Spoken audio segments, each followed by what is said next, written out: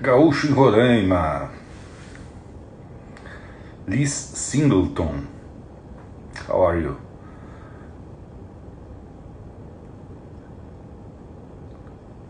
Ô Louro, tudo bom, Louro Vertes? Faz tempo, hein? Ficou aquela cerveja, hein? A gente tem que ir lá. Matheus, Patrícia.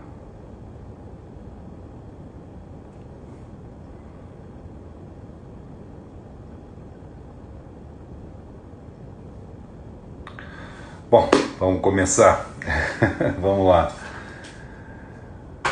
Eu sou Danilo Corbas, arquiteto, arquiteto totalmente envolvido até o último fio de cabelo com arquitetura em container, e venho aqui apresentar este Container Lab Convida de número 4, a série de lives da Container Lab, a Container Lab que é o nosso braço educacional, onde a gente pode passar a informação a respeito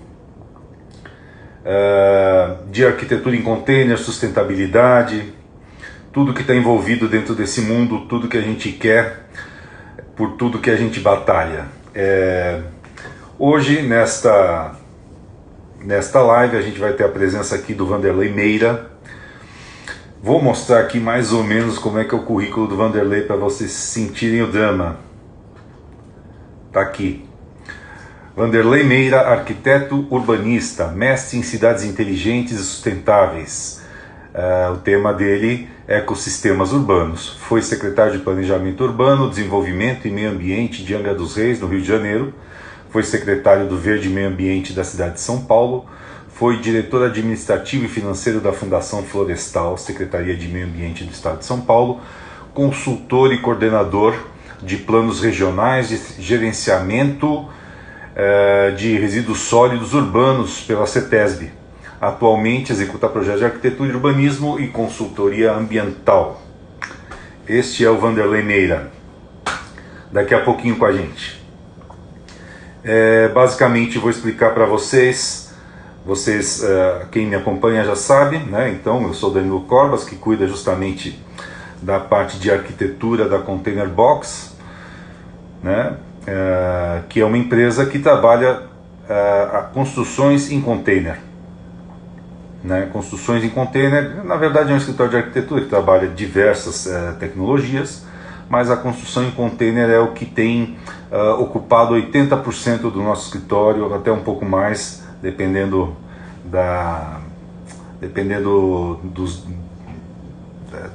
de que parte do ano que a gente está.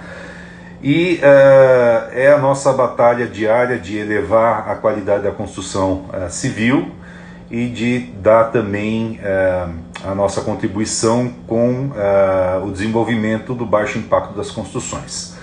E nesse momento eu vou tentar aqui chamar o Vandu, que é o Vanderlei Meira. Vamos lá. E aqui, vamos ver ele entrar.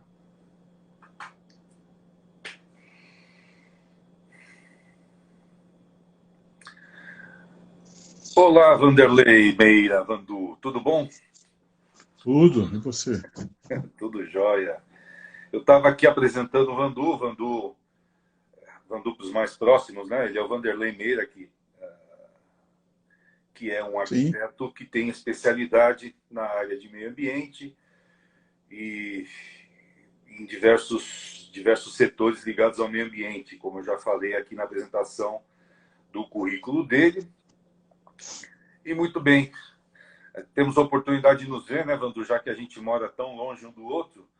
E, e agora eu queria que você... primeiramente eu queria agradecer aí pelo convite, né? Opa, E parabenizar aí a iniciativa da Container Lab pela iniciativa por nos proporcionar aí um pouco de luz, né? Nesse momento aí de dificuldades socioeconômicas, dificuldades políticas, dificuldades ambientais. Sempre é bom debater sobre um tema que, na verdade, é um tema de muita luz. pois é, a tentativa, Vandu, é de tentar tentar se contrapor ao que vem acontecendo, no sentido da gente poder debater mesmo, porque a gente tem poucos canais mesmo, né? E a nossa especialidade, né, o nosso ponto é a arquitetura, são as cidades e tudo mais. E por isso, assim, com todo prazer, eu te convidei pelo vasto conhecimento que você tem. E queria começar com você se apresentando, Vandu. Como é que você chegou? Qual que é a sua trajetória profissional? Como é que você começou? E, o que você fez até chegar agora?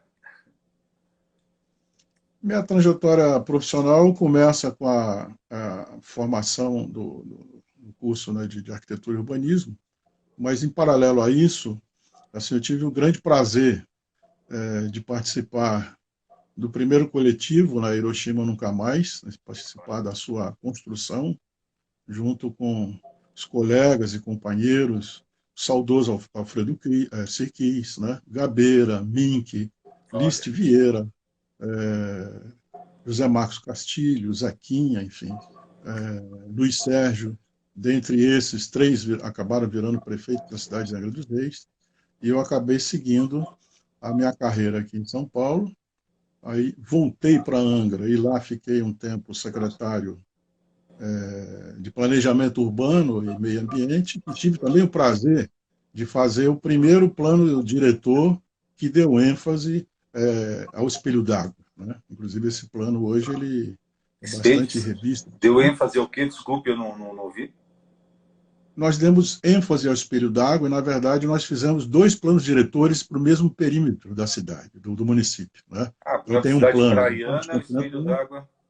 e o espelho d'água e Ilha Grande, que à época, como não tinha ainda nem o SNUC, né, a gente conseguiu transformar a Ilha Grande em 2/3 em unidade biológica, que era a única ferramenta política, ferramenta que a gente tinha de regularização na época. E que, graças a Deus, até hoje continua com os 2/3 de reserva biológica lá, Nossa, que muito legal. bem conservada, por sinal. Né?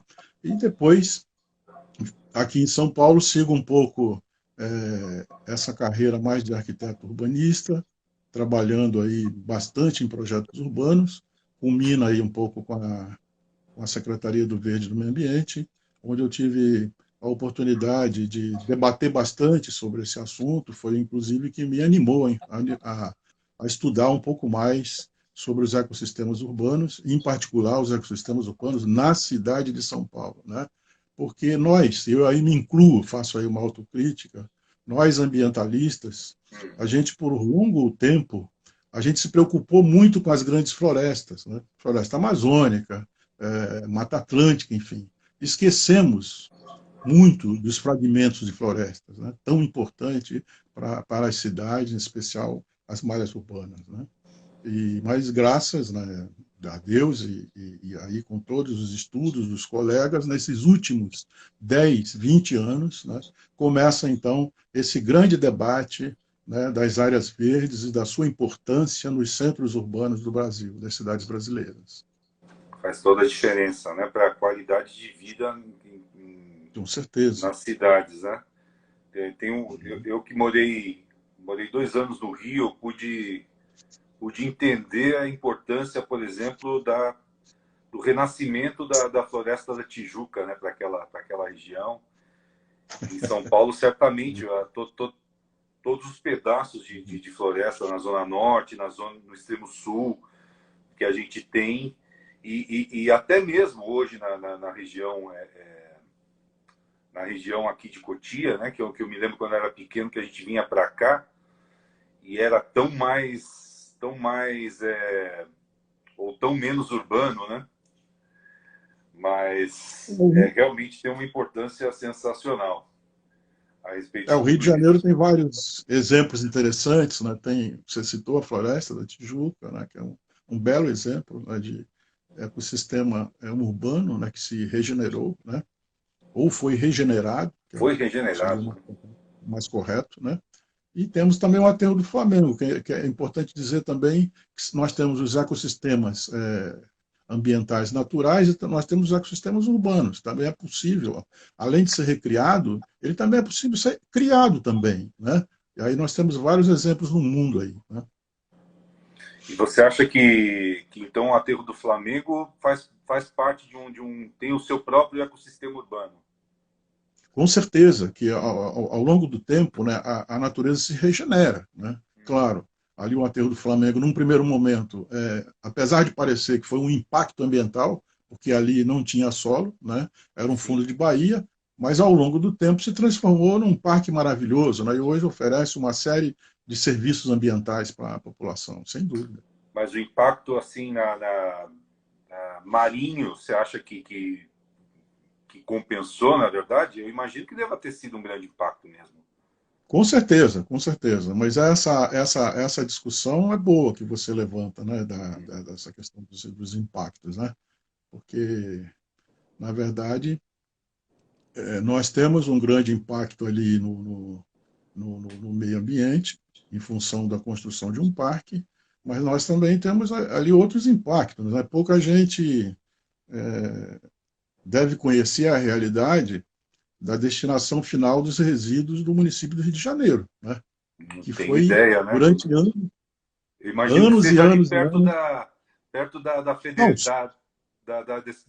da faculdade, né? Da ilha do Fundão ali, né? isso, anos e anos e anos e anos sendo destinado, na verdade, literalmente sobre um manguezal, né? Ah, Que é o antigo aterro do Gramacho, né? Então, é legal fazer um gancho até dessas questões com as cidades inteligentes, né? uhum, É, uma cidade inteligente não é só uma cidade automatizada, com claro. belíssimos big datas, etc., né? Mas uma cidade que joga os seus dejetos no rios, riachos, né? Não pode ser inteligente. A cidade que usa como prioridade o combustível fóssil não pode ser inteligente, né? Uma cidade vai por É, aí afora, né? a Então, gente precisa fazer uma grande transformação, né? Vandu, que cidade que você acha que está mais próxima aí de uma relação mais interessante com o meio ambiente no Brasil, hein? Como é que estão as cidades com relação com o meio ambiente? Como é que elas estão se relacionando? Qual que é o dilema? Como é que elas estão tentando melhorar, se é que estão, né? eu acho que é difícil dizer assim qual que seria a cidade, porque na verdade cada uma pega um aspecto, né? Uhum, Então tem cidade que pega mais o aspecto da questão ecológica, da questão ambiental, tem uma outra que pega mais no aspecto da otimização, do banco de dados, etc., né? E tem cada um pegando um aspecto, né? Mas em um determinado momento, né, Curitiba chegou bem próximo disso, né? uhum. E depois também vamos dizer assim, há um relaxamento, entre aspas, também das propostas do Lerner, né? Daí também é uma outra discussão, né, que a gente pode até fazer um outro debate mais para frente, que é essa discussão de que os mecanismos, os instrumentos ambientais dependem fundamentalmente de todos os entes federados, né? Não basta só a vontade do arquiteto Wanderlei Meira, do arquiteto Danilo Cobas, né? Do arquiteto do desejo das ONGs e tal. Tem que ter todo um arcabouço aí de interesses, de legislações e de poder, né? Para que as coisas sejam um pouco mais perenes, né? Aí sim eu vejo que a Europa, evidentemente, está muito mais à nossa frente. Para Pois é. citar um exemplo, se for de cidades brasileiras, eu não teria, mas teria um exemplo de cidade, Estocolmo, me parece que é a cidade que está mais na frente. Né? Aqui no Brasil, nós temos um exemplo muito interessante que está em implantação, né? Que, para mim, aqui no Brasil, é pioneiro. Né? Eu, pelo menos, não conheço outro, né? Hum. Que é o Smart City lá do Ceará, que é a Ah, construção de um bairro enorme, né? eu E vi que aí dentro das características aí do top-down até, né? Que é uma cidade já projetada para isso, né? É muito interessante porque é um bairro de classe média baixa, né? E não é um condomínio. A proposta é um bairro que ali com certeza irá se transformar numa cidade.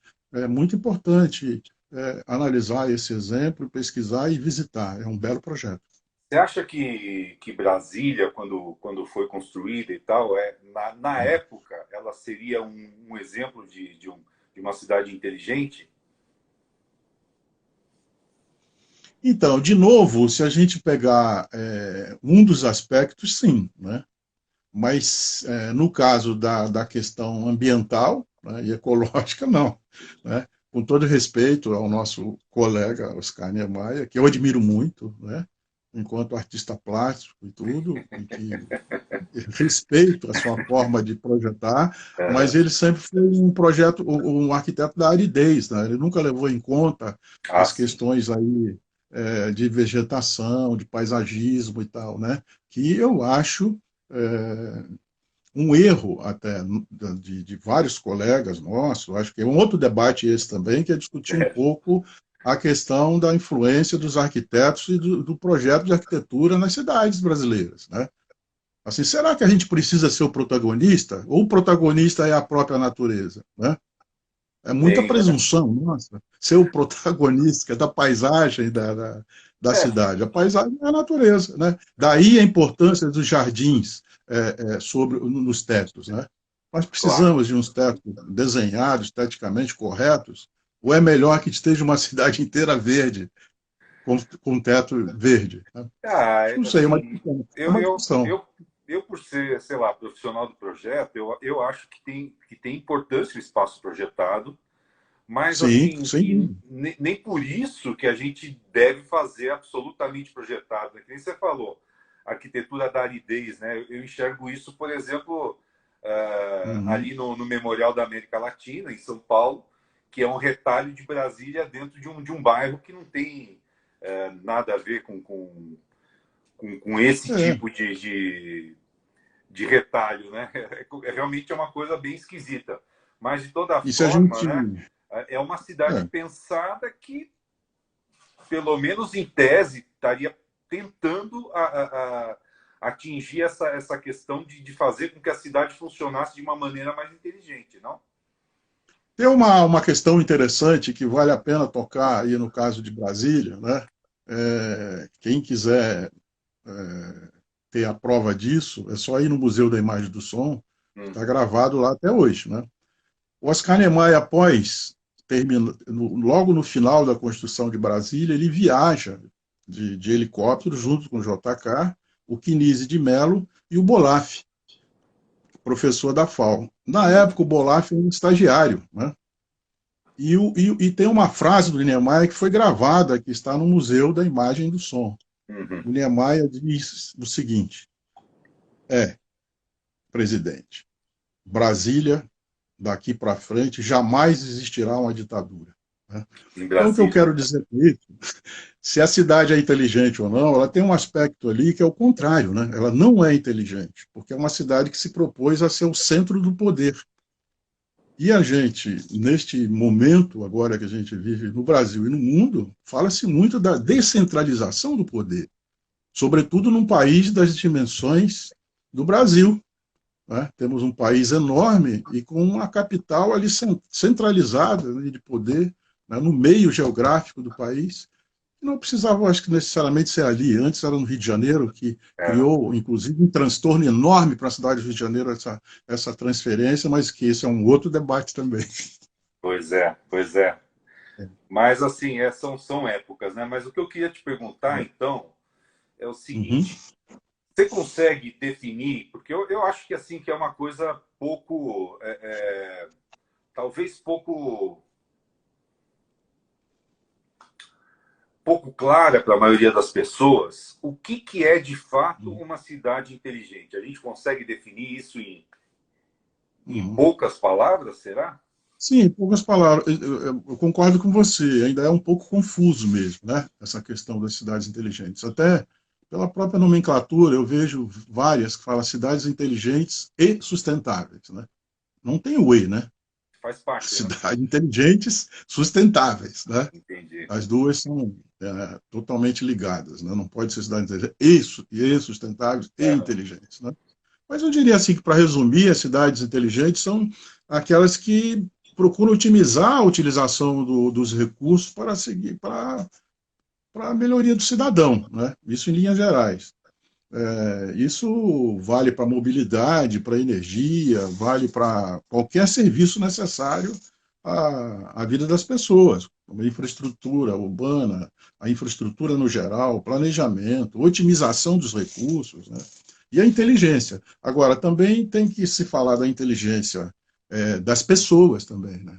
Não na questão do estrito sensu, mas do lato sensu. Veja bem, eu não estou querendo aqui fazer nenhum juízo nem preconceito, mas eu estou falando da inteligência da humanidade, né?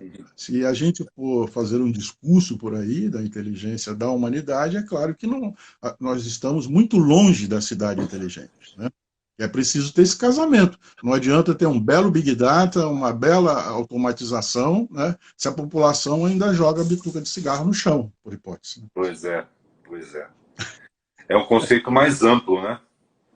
E aí, Mas amplo. então, Bandu, eu sei que o Uhum. seu tema, né, de, a sua tese que você defendeu há 2 anos atrás, era justamente essa questão da.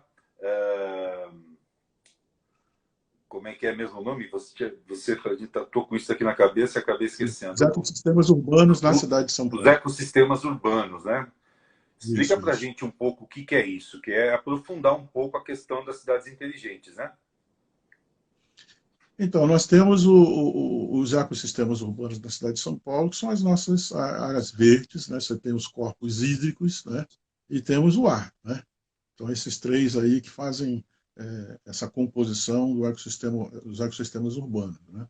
Agora, em especial, eu me debrucei mais nas áreas verdes, né, Uhum. da cidade de São Paulo, e aí tem alguns aspectos aí bem interessantes e curiosos, né, que eu procurei um pouco de levantar a história da criação dos parques na cidade de São Paulo, e verifiquei que o primeiro parque da cidade de São Paulo foi o Parque da Luz, em 1825, Sim. né, e aí, e aí, e aí eu estou rindo um pouco porque é uma coisa muito, assim, não é engraçado, ela é triste, né? Mas de 25 até a década de 30, né, só foram implantados 13 parques municipais, ou seja, foram quase aí 135 anos, né? Então, tem uma lacuna muito grande. Aí depois nós vamos ter uma lacuna enorme também, aí da década de 70, a década de 90 praticamente para. Na década de 90 nós temos aí 8 parques, né, municipais implantados. E aí sim, só no início do século XXI, ao final do século XX, início do XXI, começa então a proliferação de parques na cidade de São Paulo, que na verdade culmina e combina, né, muito bem, aí isso não é por acaso, né, com as legislações, tanto no âmbito internacional quanto nacional. Né? Aí nós vamos ter aí 92, tem 85 a Convenção de Viena, 88 a própria Constituição, tem a Rio 92, né? Uhum. Tem o Tratado de Quioto também em 92, né? Em 93, inclusive, que não é por coincidência, cria-se na cidade de São Paulo a Secretaria do Verde e Meio Ambiente, né? Só em 93, É né? mesmo? É, Nossa, é realmente. só em 93. É Aí ontem, depois né? e ontem, exatamente. Junto vem o CADES, né, que é o Conselho de Meio Ambiente da cidade de São Paulo, que é um instrumento de fundamental importância, que inclui aí a sociedade no debate do meio ambiente, da preservação, da conservação e dos impactos ambientais na cidade. Cria-se também o Fundo de Meio Ambiente, né, que vai também, é uma verba extra-orçamentária que vai, inclusive, aí para cuidar dos parques e implantar novos parques. Né? Então, eu procuro fazer essa linha do tempo, porque só a partir do século XXI é que nós vamos ter aí algo em torno de 74 parques, né? E que não é por acaso. E isso eu quero fazer um gancho da importância das cidades inteligentes, sustentáveis, também está amparada na legislação, tanto no aspecto do federal, estadual e municipal da legislação. Né? Não basta só a vontade da sociedade desorganizada. Tem que ter a sociedade organizada. Claro, as boas ideias serão bem-vindas, as organizações não governamentais, né? É. As diversas formas de estruturação da sociedade, mas também temos que estar muito bem ancorados em marcos regulatórios importantes. Você vê, né, Vandu, que eu acho que tem realmente essa fundamental a participação do Estado, né, que é quem efetivamente faz as coisas, né? e como isso é reflexo da sociedade, né? Porque quando, por exemplo, você falou do Parque da Luz, né?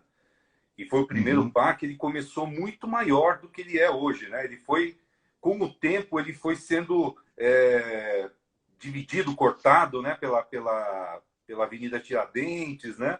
Pela Sim, instalação da Pinacoteca, também um pedaço ali da Ribeiro de Lima, ou seja, ele foi esquartejado, né? Ele foi diminuindo em função de um modelo de crescimento urbano, né? Que foi sim, implantado de ocupação dos vales, né, dos rios e tudo mais. isso. Na verdade, isso tem muito a ver tem muito a ver com os valores das pessoas, né? Aquela coisa da, Exatamente. do que as pessoas gostariam que a cidade fosse, né? Do que seria moderno, do que seria evoluído, e no final das contas nos colocou numa grande armadilha, e que São Paulo, para se tornar uma cidade inteligente, vai sofrer demais, né? Tem muita coisa para resolver, né? É exatamente isso, Danilo. Veja que essa questão que eu coloco da evolução da implantação dos parques na cidade de São Paulo está diretamente ligada à questão econômica, né? Sem dúvida, né?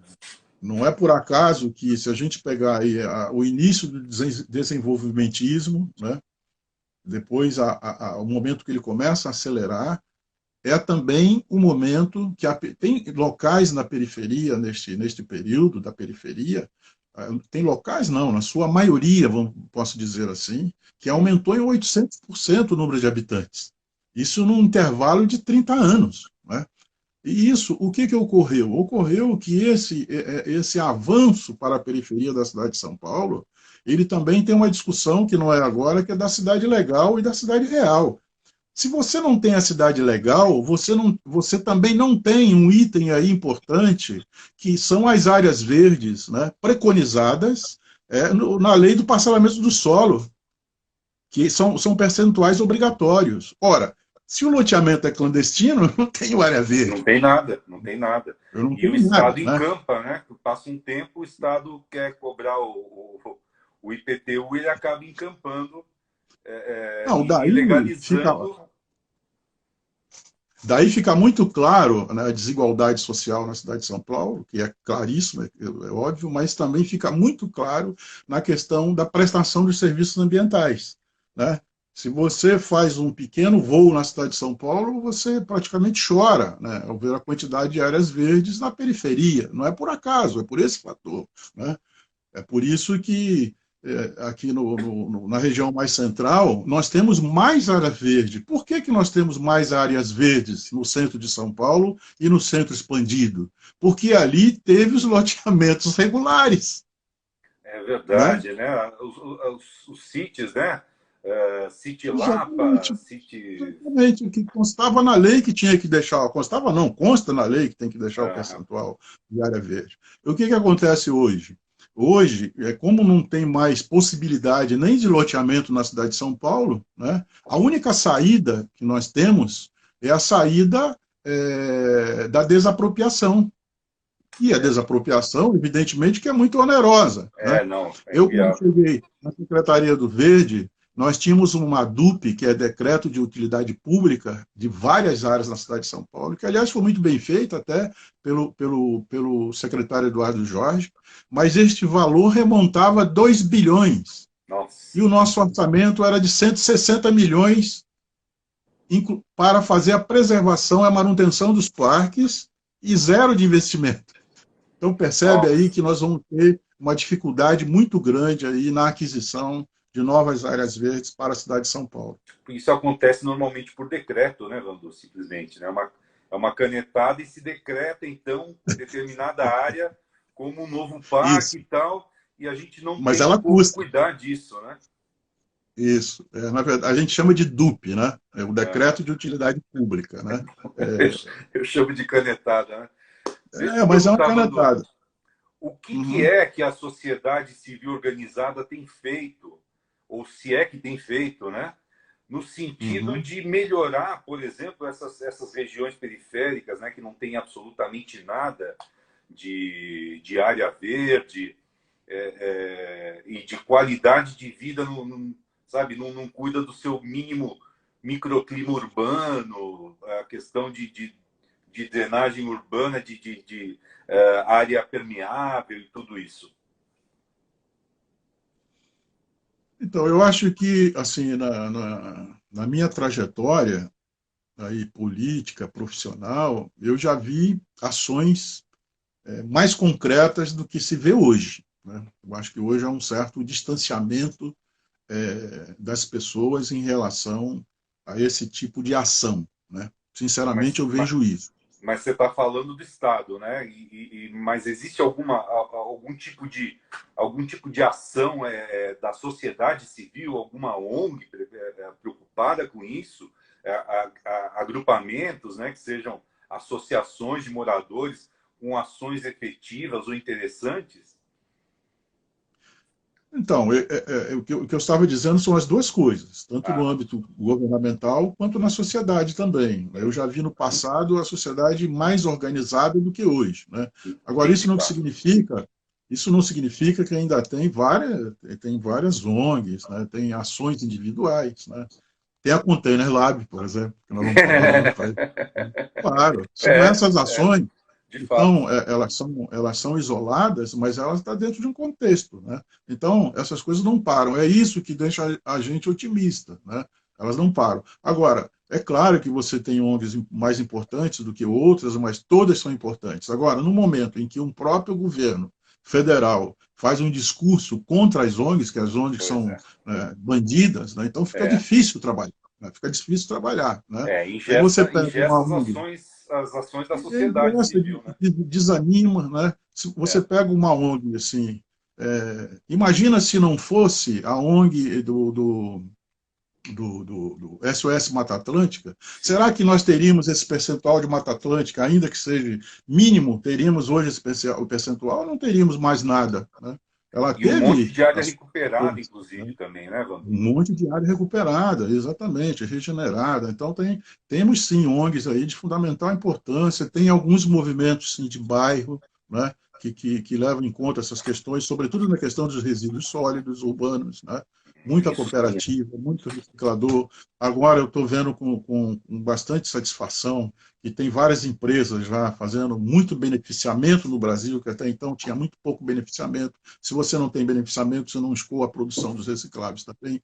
Enfim, então hoje eu acho que, sobretudo na questão dos resíduos sólidos, eu acho que nós estamos avançando nesse aspecto. Agora, no aspecto ainda do tratamento, não, que a gente pode falar um pouco mais para frente.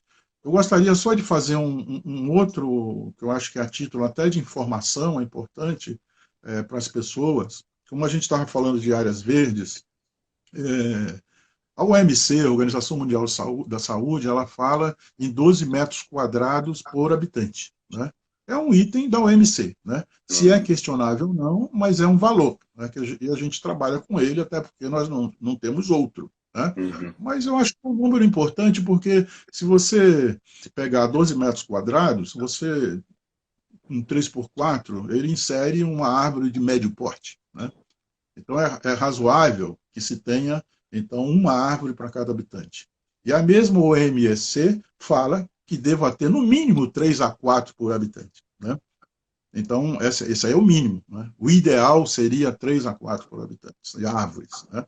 E aqui em São Paulo, né, nós temos algo em torno de 3 a 4 metros quadrados por habitante de áreas verdes. Por que isso? Porque nós temos, se a gente levar em conta a unidade de conservação do Capivari Monos e a unidade de conservação aqui da nossa cantareira, né? Aí nós vamos para 14. Claro, se 14%. você. É uma questão numérica só, né?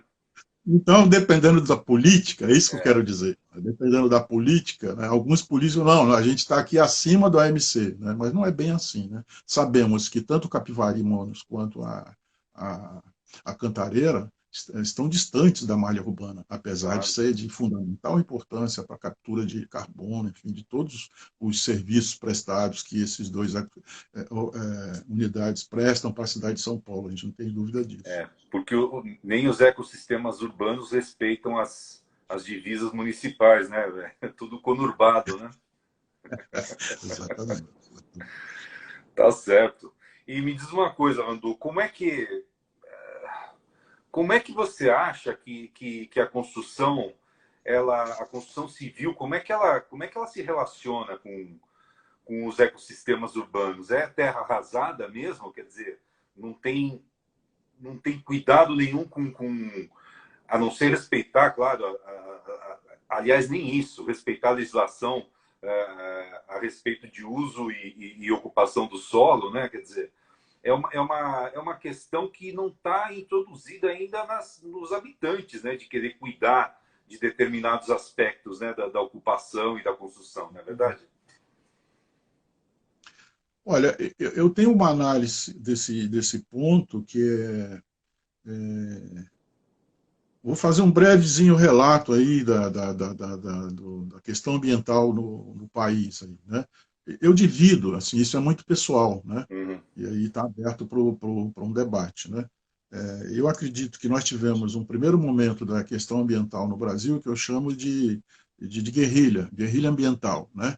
Que é onde a gente fez Hiroshima nunca mais, a gente abraçou o reator, né? A gente fez um monte de ações por aí afora, na Amazônia, enfim, né?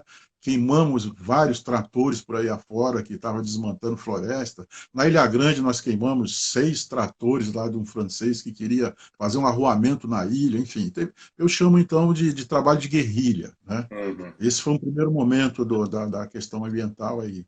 Já no segundo momento, eu acho que foi um momento da legislação, muita legislação, né? Que coincidiu aí com a Constituinte e tudo, né?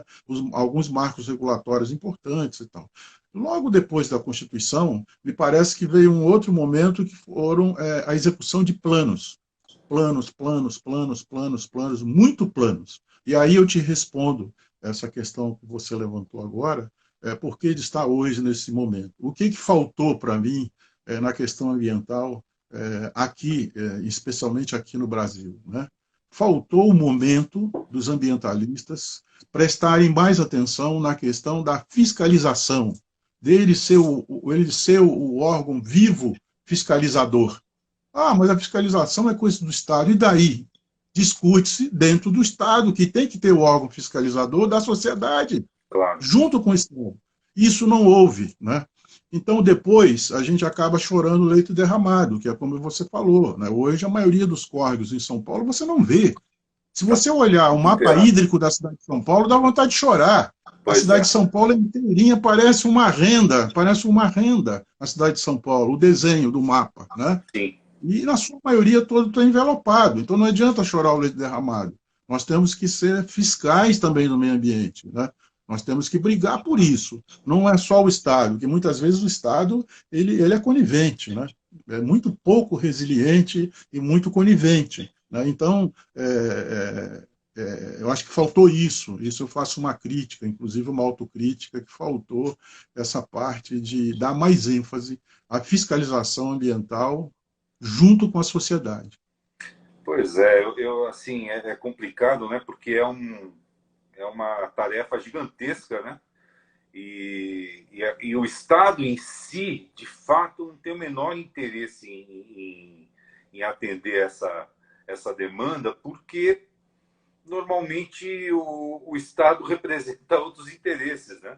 Infelizmente, né? A gente, claro que teoricamente o Estado deveria ser reflexo dos nossos interesses, mas não é, né?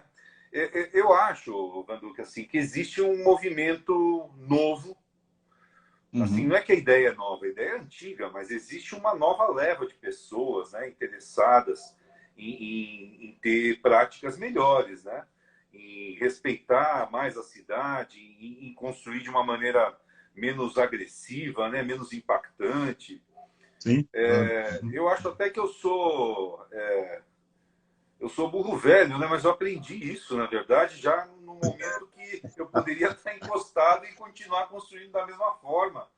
mas assim, Aham. dentro, cada um dentro da sua área, né? E já que você é um especialista da área de resíduos também, né? Resíduos sólidos, eu aprendi nesses últimos 10 anos, 12 anos, a importância e a responsabilidade que a construção tem no Uhum. lançamento de resíduos sólidos nos aterros sanitários, né? Que é uma loucura, né?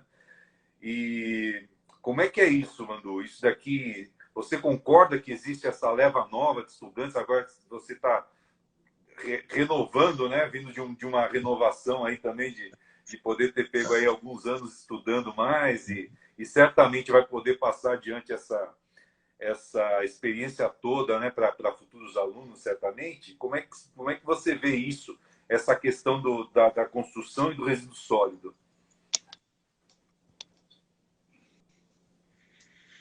Então, eu acho que. Alô? Tá Estou ouvindo, Daniel? ouvindo, manda aí.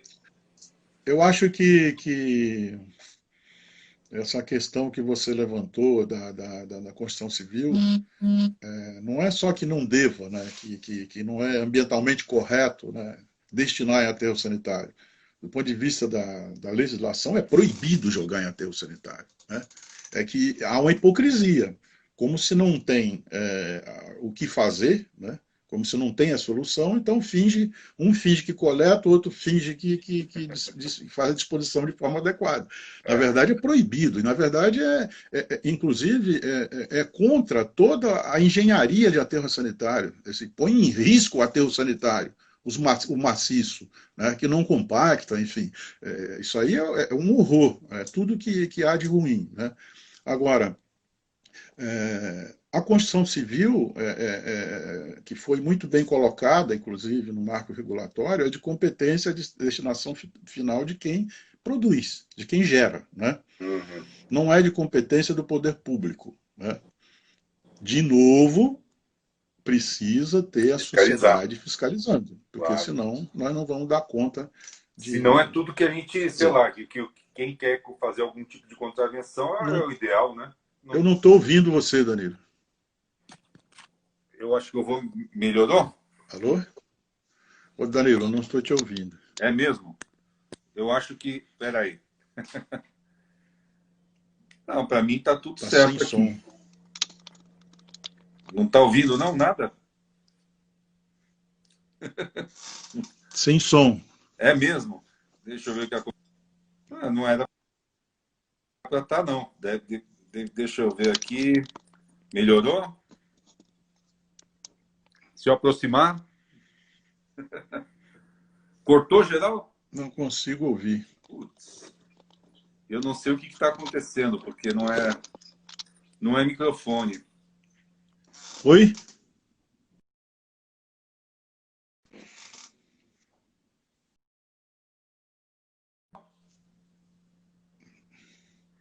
Está me ouvindo, Danilo? Eu tô. Fala. Pode falar, ó. Eu não consigo ouvir o Danilo. Uhum. Espera um pouquinho. Peraí. Não estou conseguindo usar aqui, vamos ver. Problemas técnicos. Não, estava alto.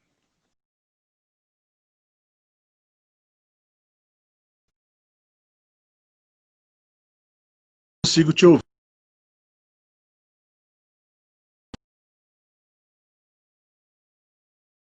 Pega o seu celular. Vê lá seu celular.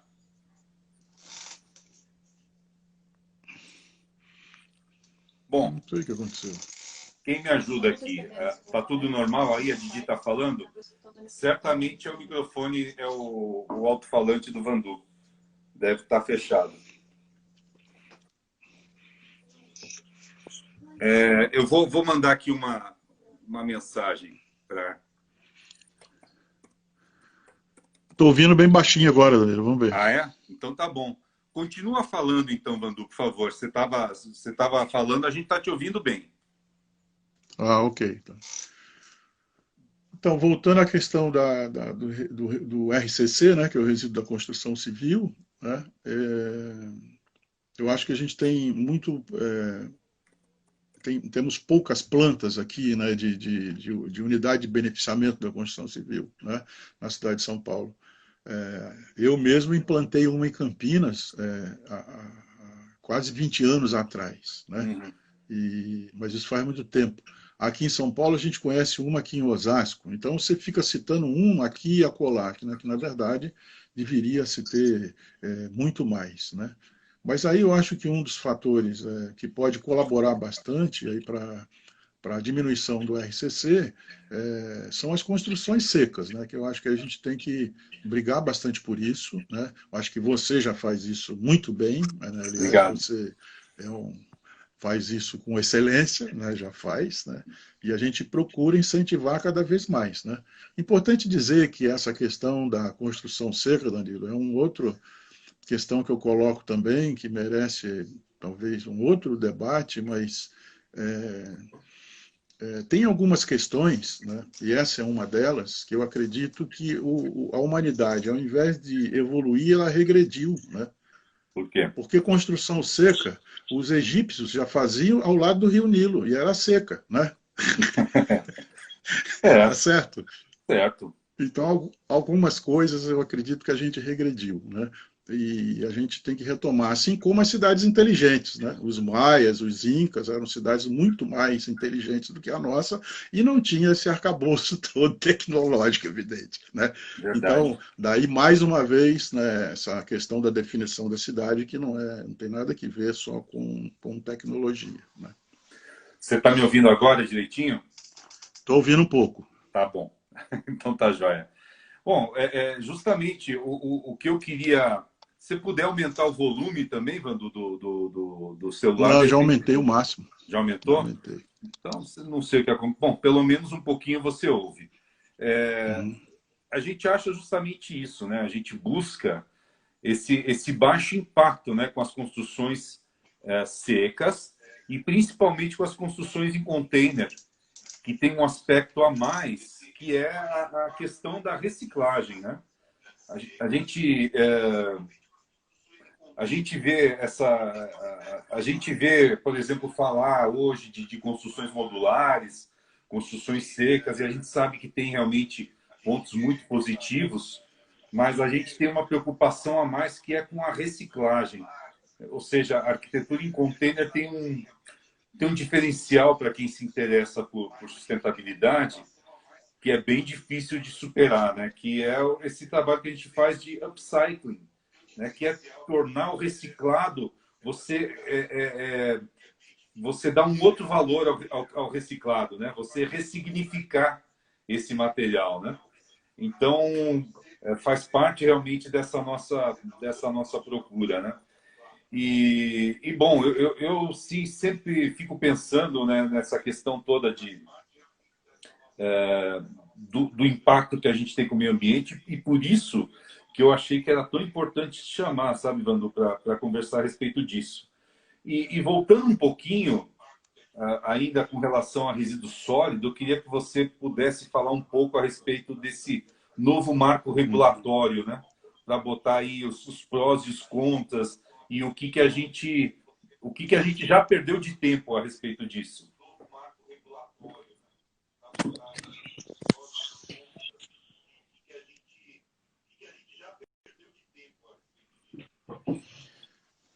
Temos o marco regulatório da Política Nacional de Resíduos, né?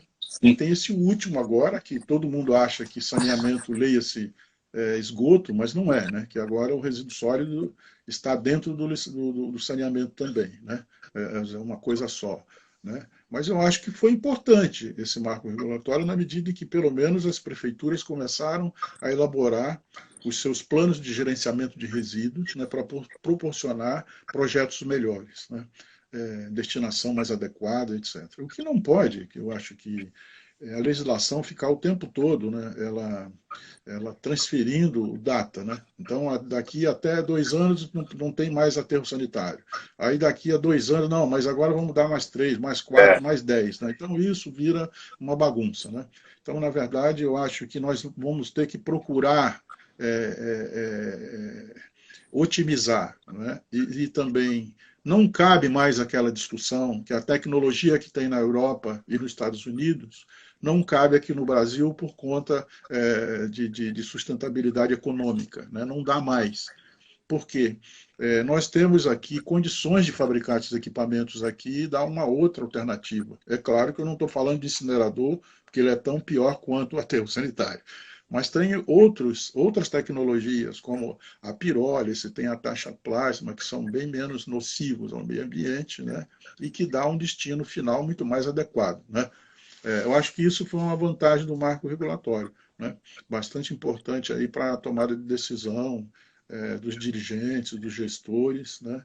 Mas ainda a gente continua enterrando resíduo, enterrando lixo, entre aspas, literalmente no solo.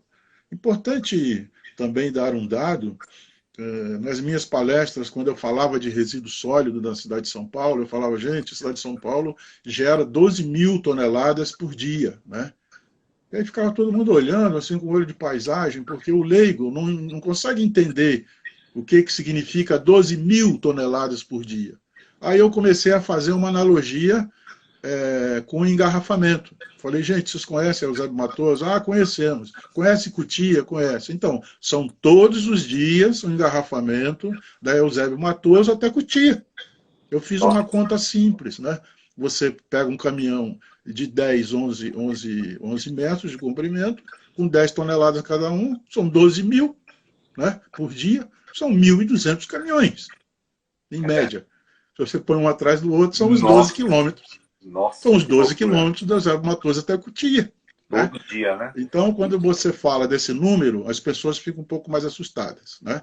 Isso não é mês, não é ano, é dia. Né? Então, o que nós vamos fazer daqui a alguns anos? Né?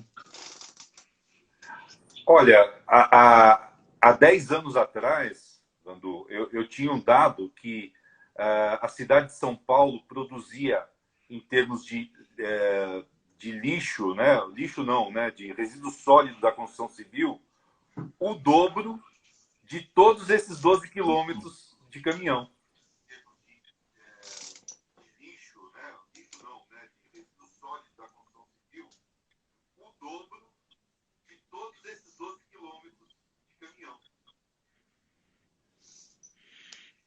Danilo, não entendi a última, não entendi o final que você falou. O Que dobro. a, que a construção civil ela produz o dobro de todo o lixo sólido urbano. A construção civil produz o dobro em volume e em peso, em volume.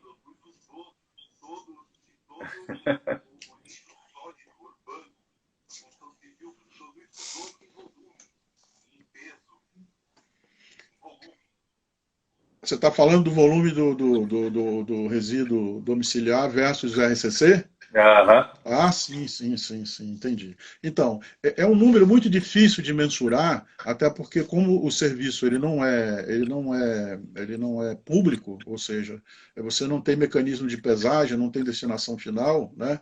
Fica muito difícil mensurar. Agora, o professor Tarcísio fez um trabalho há 10, 15 anos atrás, que assim, é o único que eu conheço confiável, que ele chegou no número de 1,5 vezes o que se gera de RCD, dependendo aí da característica econômica de cada município. Né? Mas, em média, é claro que você tem um município com poder econômico muito baixo, isso aí vai diminuir. Né?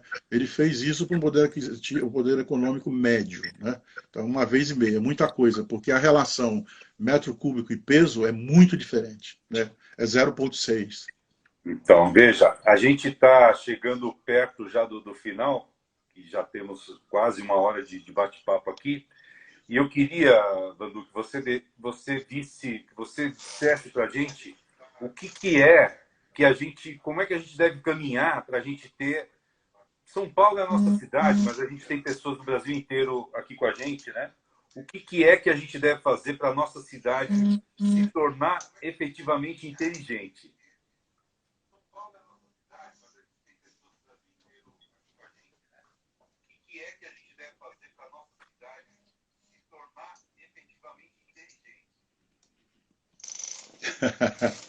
Essa é uma pergunta complicada, né?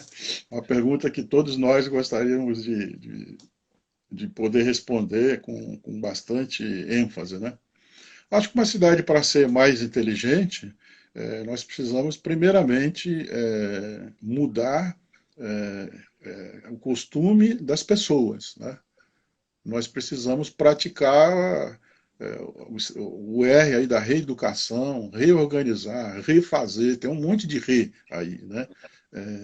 Mas eu sou otimista, eu acho que ações igual a sua, né, outras ações que tem por aí, outro tipo de construção também, que tem bastante construção seca, ainda bem que está avançando no país, né, eu vi aí um número há pouco dia aí que está avançando bastante, está crescendo, isso é importante, né? Mas eu acho que cidades inteligentes pressupõem, então, que o cidadão seja inteligente, antes de mais nada, né? Então, o cidadão ele vai ter que ter o cuidado de saber votar nos seus dirigentes, né? Acompanhar a política e a governança desses dirigentes e também fiscalizar esses dirigentes e fiscalizar essas ações e propor, né? E propor, né? Então, como eu disse no início, não dá para se ter uma cidade inteligente que joga os seus dejetos no riacho, né? Bituca de cigarro no chão, né? Combustível fóssil, né? Acho que uma coisa interessante aí, Danilo, eu acho que a questão toda é a educação mesmo, a educação, né? A educação e percepção para com o planeta, percepção com o universo, né? É impossível alguém fazer uma poluição do ar sabendo que o oxigênio é peça importante da nossa vida. Pois Senão a gente não sobrevive. Será que é porque não se vende o oxigênio? Seria por isso? Será que se colocar um valor por peso de oxigênio, a gente ia começar a pensar, bom, eu não vou poluir o ar hoje porque eu vou pagar tanto. Será que é isso? Porque tudo que se paga um pouco, se tem um pouco de respeito. O que não se paga nada não tem respeito nenhum, né? Não se tem respeito pelo ar, não se tem respeito pelos rios e riachos, não se tem respeito por nada que diz respeito à natureza, sobretudo nas áreas urbanas, né? Então, Vandu, Danilo, me parece que o principal é a educação. Educação, educação e educação.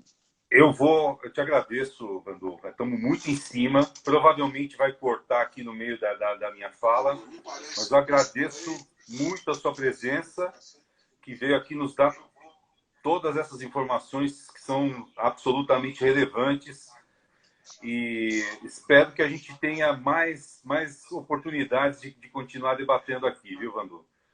Um grande abraço para todo mundo que ficou até aqui, eu agradeço bastante. E para quem quiser, esse vídeo vai estar aí disponível no YouTube também, dentro da série Container Lab Convida. Grande abraço, Vandu. Até a próxima.